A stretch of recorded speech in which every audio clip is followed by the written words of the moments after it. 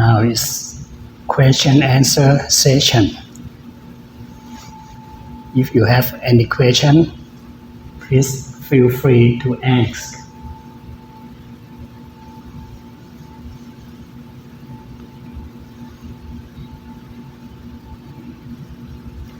Question, yes.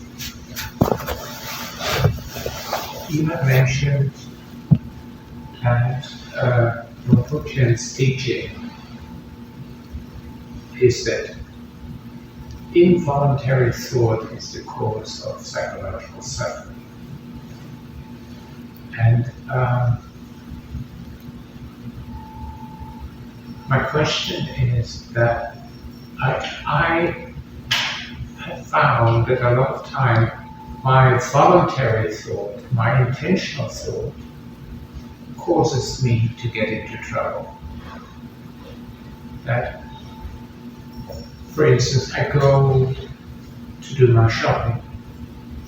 I say I have to get in my car. I drive, and there's somebody who's ahead of me, and they're driving so slow.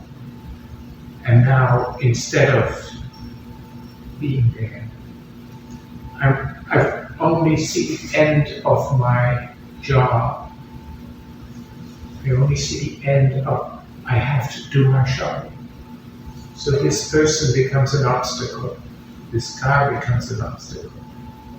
And of course I've lost my awareness, but I see the cause of that being the end, the purpose, my intentional thinking, this is what I have to do.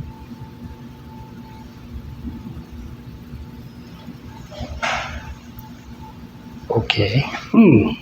ก็ถามคำถามผม Luangpor Teean would say that the intentional thoughts, when we think, we put our intention as well as our wisdom, our intellectuals in it. So it doesn't cause psychological problem. Mainly, it doesn't cause a psychological problem. The psychological problem caused by the unintentional thoughts, which come from unawareness. But however, intentional thoughts doesn't cause a psychological problem. But if you plan your work wrongly, it could cause your professional problem. People work or plan or do activities. Sometimes it's okay, it's right. Sometimes it's wrong. But that is professional problem, not the psychological problem. But once you face professional problems, but you have anxiety, you worry, then that could cause psychological problems. Is that answer your question? Yeah, I think I kind of saw the silliness of the question when I put it to you. I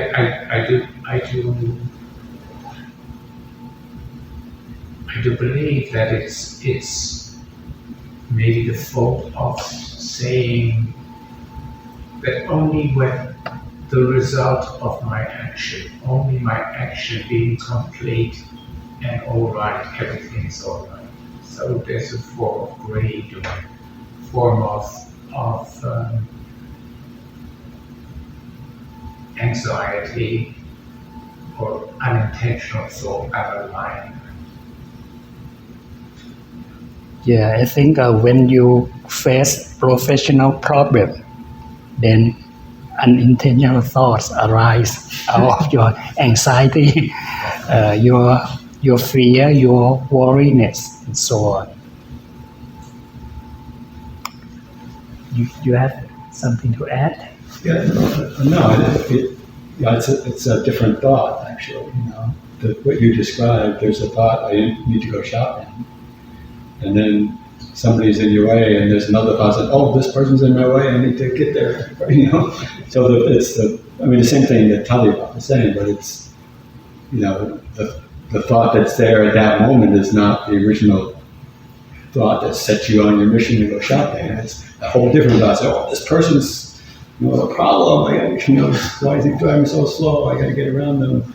So, and that's unintentional, right? It just comes up in the mind, and so then we suffer, right? Yeah.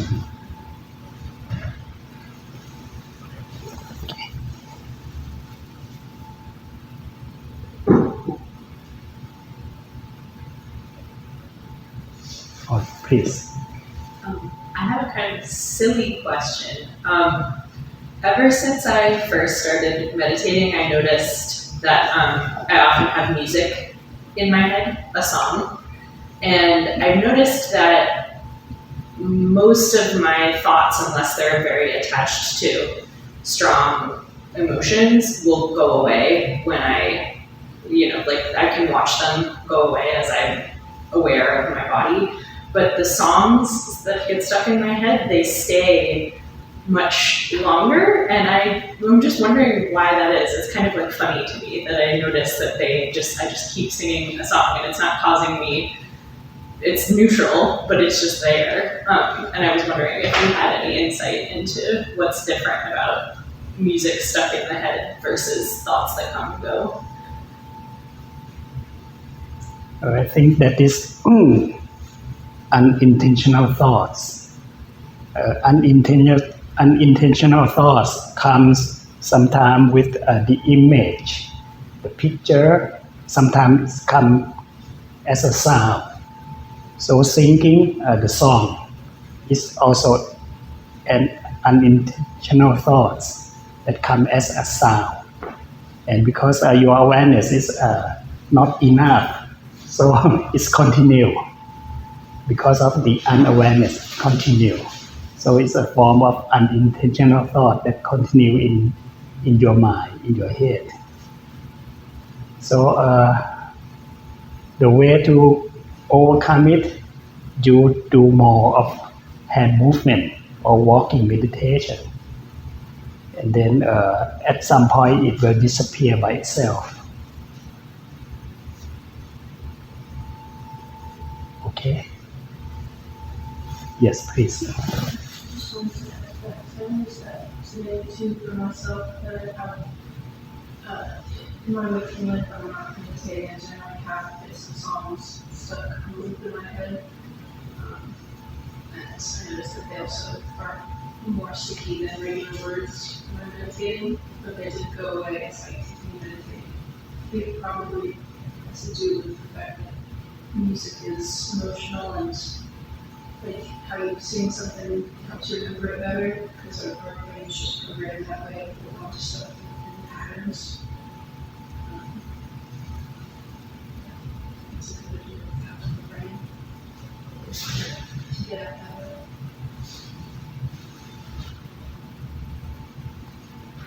So this is that is a form of attachment. You attach to the music, to the song, and if you want to continue to make progress in the meditation, you should overcome it. And sometimes Luangpor Teean said that if you face some crisis, something very strong in your mind, in your head, then he said that you can do stronger like this. You look far away, look at the trees, and then you can hit yourself like this. This is very strong. It stop. It chop your music. It chop. Sooner or later, the music disappear like this. As long as it's there when I want to go back to it, look at that. But sometimes people enjoy the music, so the music continues in the head, in the mind. But if you face some crisis, for example, a member of your family pass away and you feel so upset and you cannot overcome that grief, then Luangpor Teean would say that you do like this.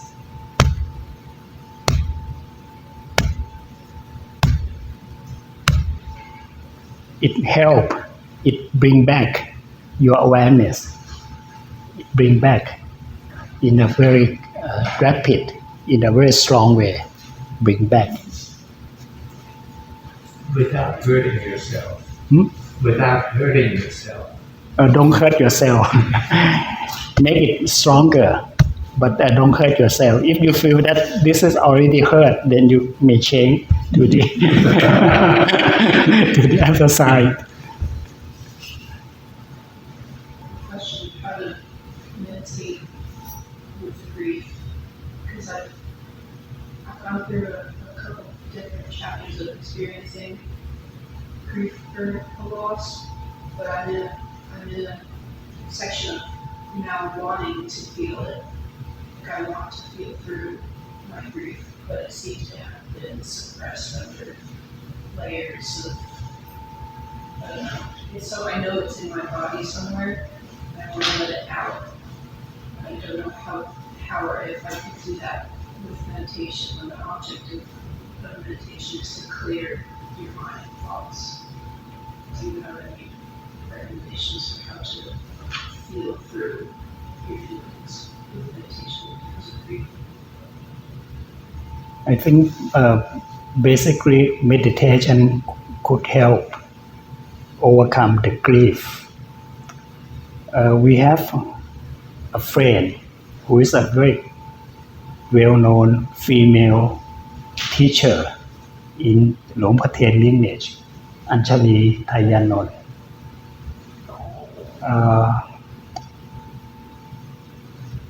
Her parents, both her father and mother, got a very car accident, and they passed away.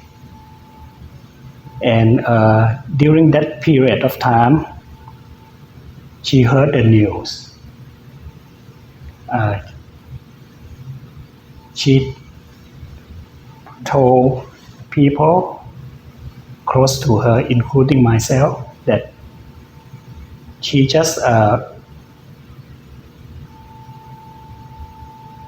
be calm and acknowledge what is going on, what is happening. But she find herself that she's in the calmness, and she was quite surprised to herself. She said that if it was before she practiced and she attains a certain level of this awareness, she would badly grieve, badly cry. But at the moment that the news come, she could manage for the funerals without any sadness. And this amazing her, including amazing her friends around her. So the awareness could overcome the grief, even though the grief is coming as a sudden shock. She managed to overcome it by herself, unintentionally. So this is the story of Kun Anjali Thayanon.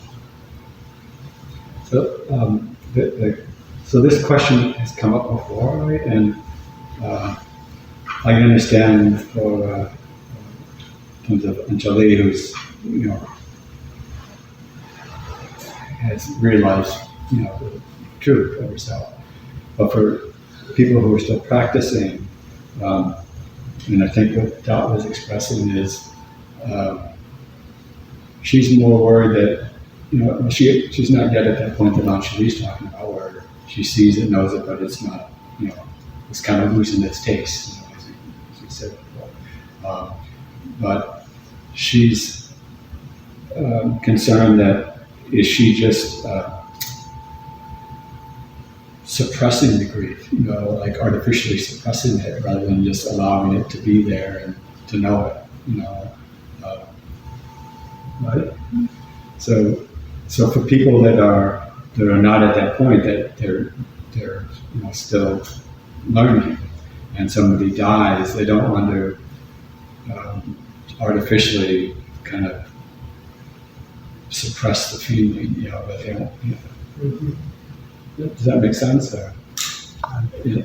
So the question is, how do you practice? How do you use your practice when that, you're not at the stage of Anjali's, you're just, ordinary practitioner, and then you lose somebody, and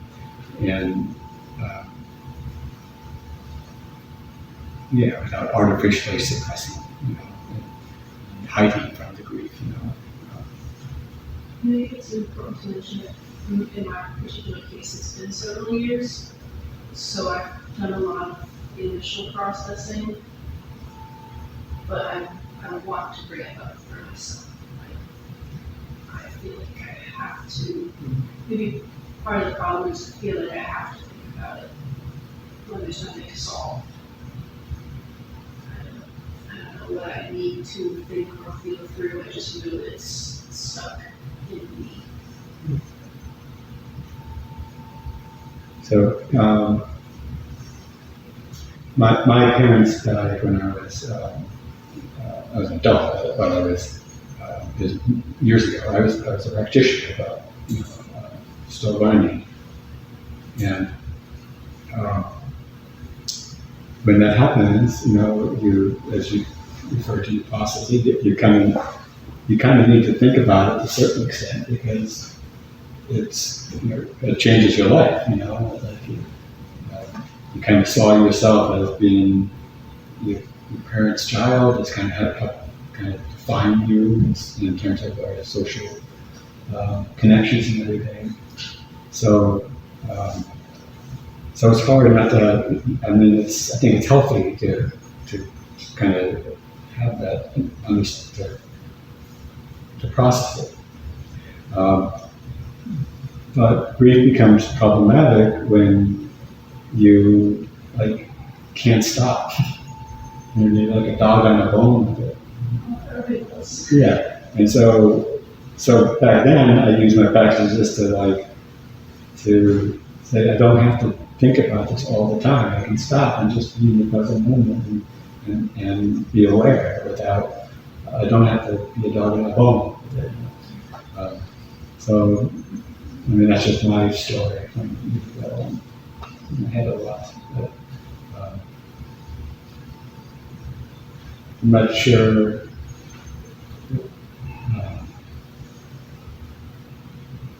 I'm not sure where the feeling like I gotta feel this comes from.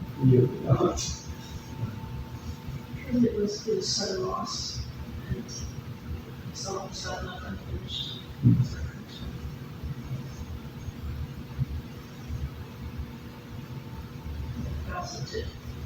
It's funny, I collect all this information after I've already went through the hard way. I don't have to think about this all the time. It's something that took way too long to find and use. It's nice to hear you think something about that. Not an easy question.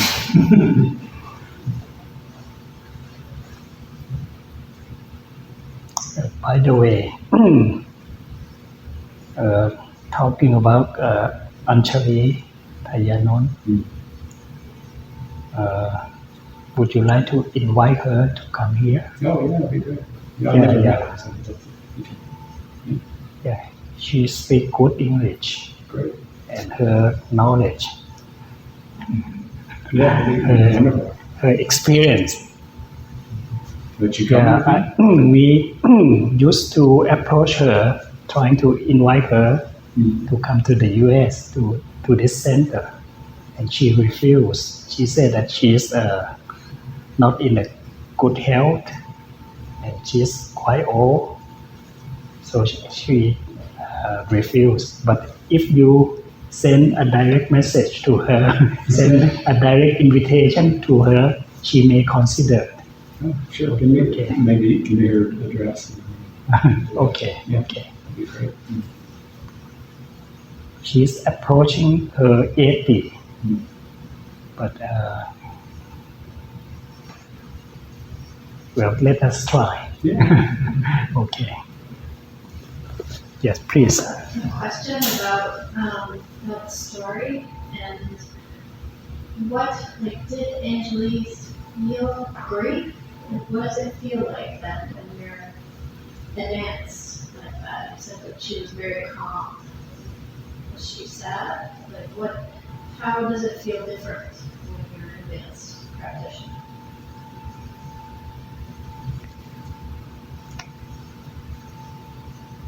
This is what I heard from her. It's not myself, so I cannot really answer on her behalf. But she certainly said that even herself was a little bit surprised that she was very calm upon hearing this sudden shock news. So this is quite amazing, even to me and to everyone who know her. I guess I'm asking, did she still go through the grief process, or was she kind of unaffected? Maybe Michael could answer this. I understand your analogy about a dog with a bone, and you're not loving on it, but at the same time, I can't imagine losing both my parents and not being upset. But It's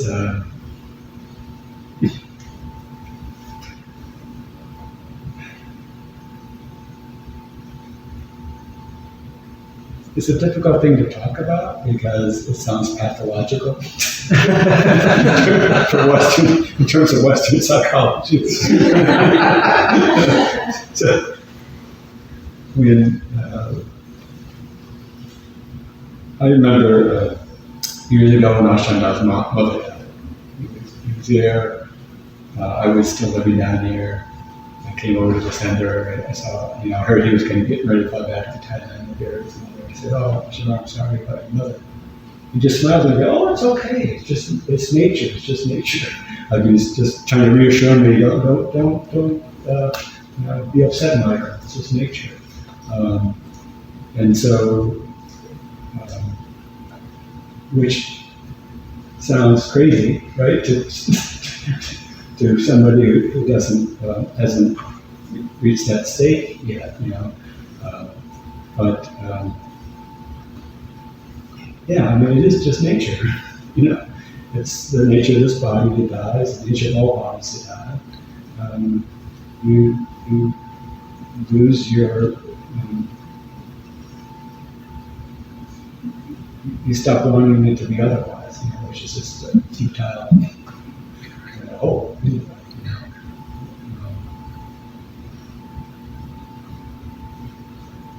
So, yeah, things just don't, things that would normally get you all worked up, just,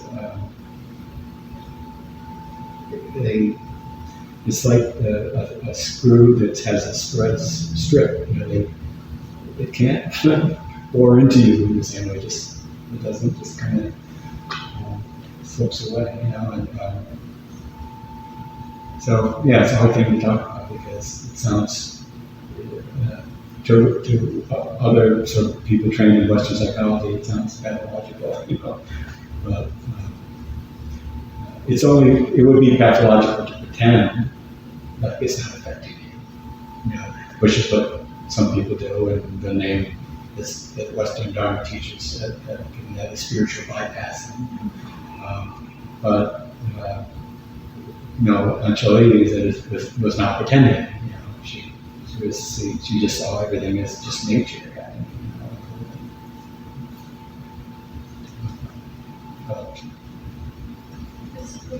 What came to my mind was that she's an advanced practitioner, and that just the words, she'd seen it all before, because she knew the very nature of things, that she had a true understanding of impermanence and also of light and dark and grief and joy.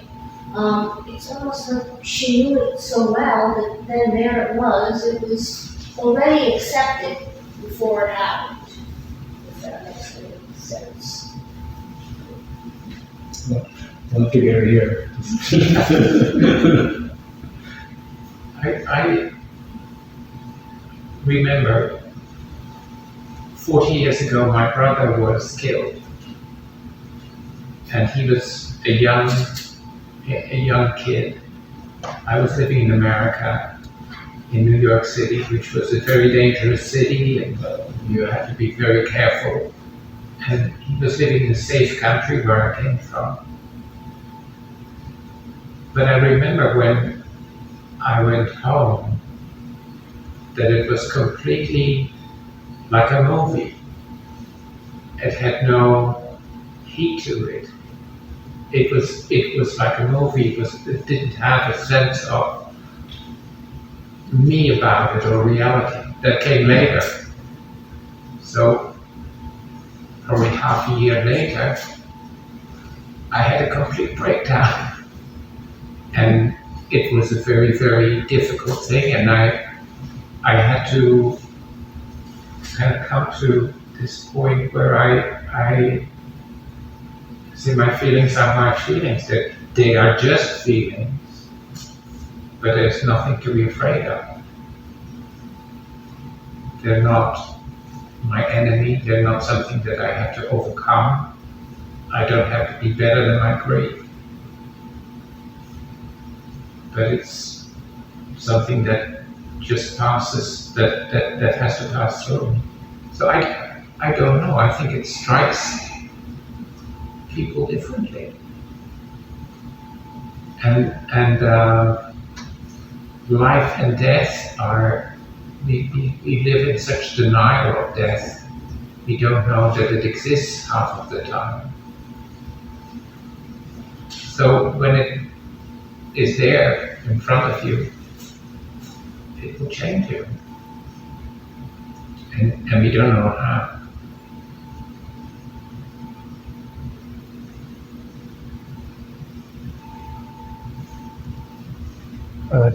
This remind me about the story of Luangpor Teean. When he was invited to go to Singapore to teach this form of meditation, then I accompany him, and some people in southern Thailand at Hat Yai province invite him to stop over to teach for 2 weeks before he continue to Singapore. So Luangpor Teean, including myself, travel to Hat Yai, and we stay there for 2 weeks as invited to teach. And around the end of those 2 weeks retreats, then there came the news that Luangpor Teean's son passed away because of the snake bite, and they are in the remote northeastern province. His son died, and then people asked whether or not he give up the plan and return to the northeast of Thailand to cremate his own son.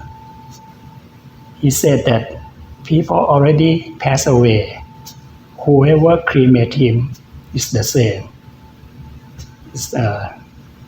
So he said that his relatives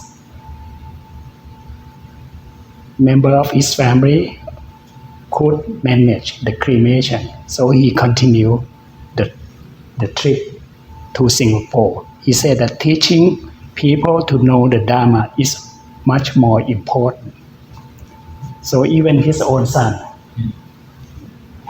he said that whoever cremated that dead body, the same. So I just pop up this story. I think one way to look at it is,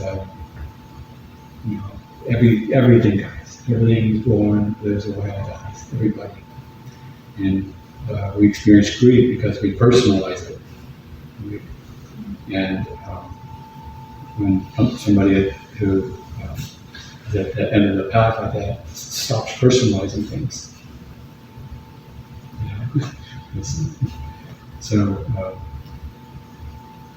and that happens just kind of naturally. It's not like I'm going to practice so I can not feel hurt. It's just it's a natural consequence that you see in your mind and body clearly. You learn that there's nothing personal here. There's nothing to personalize. It's just how nature is. Okay. I was just thinking that it's the human heart is meant to love, but it's also meant to break. And I think that I know that there are times where people can be at a place spiritually where they understand impermanence and all of that. And like what you were saying a little bit earlier too about just, you don't want to bypass either. To me though, it doesn't seem that the sign of someone's spiritual advancement is that they don't feel the grief or they sort of just go on. It would seem to me that the person who might be more spiritually advanced is the one who can actually be with their grief, to process it and to be with it in the place where when it's allowed, then the different practices can help to heal and resolve that grief, which isn't the same thing as making it go away. But it seems to me that being with, and when we're with, then something else happens, something else transforms in us, whether that be the energy of grief, the energy of the loss of the feeling, the anger, the sadness, the fear. When we're with that, quite intimately, for each and every one of us, then something can happen where that begins to transform relative to its dissolving or shifting into something else. But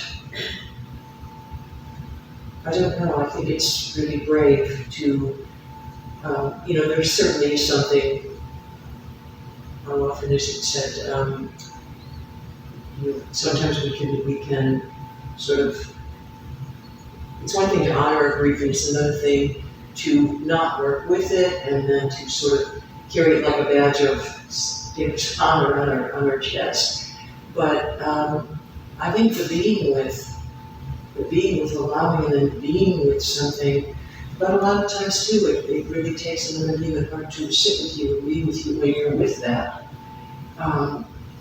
Sometimes we can manage things by ourselves, but I don't know, in my experience, oftentimes another person accompanying me and other people I've known who've had phenomenal losses, it may not in the ultimate reality be personal, but we all sure do. Life is both personal and impersonal at the same time.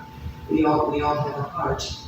So that's what it seems to me needs the attending to the heart, the human heart. And however that happens, I don't know, a lot of people can't go through major, huge losses by themselves. They need another presence, the presence of love, be with them and to be with them in their tears as they're with their tears. And then it can sort of, it can cleanse, it seems. And that's a meditation in and of itself, because it's an allowing what is. Because that your heart is broken. And then to be with that, and then where does it go? That's the path, I guess, of the journey of it. Where does it bring us?